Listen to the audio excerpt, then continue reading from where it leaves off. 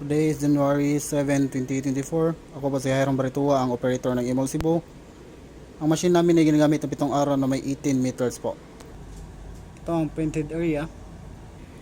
At ito naman ang capping. Next naman ay seed clean.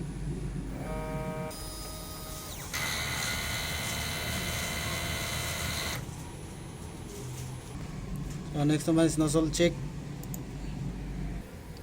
Ito yung result ng nozzle check.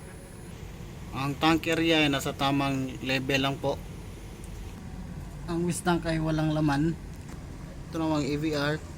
Ito naman ang ground wire. Ito po ang mga use-in ko. Ito naman ang mga hindi ko pa nagagamit. Ito naman po ng aking daily checklist. Ito yung nagagamit ko sa white, sa magenta, sa cyan, sa black, sa yellow, sa powder, solution, at film po.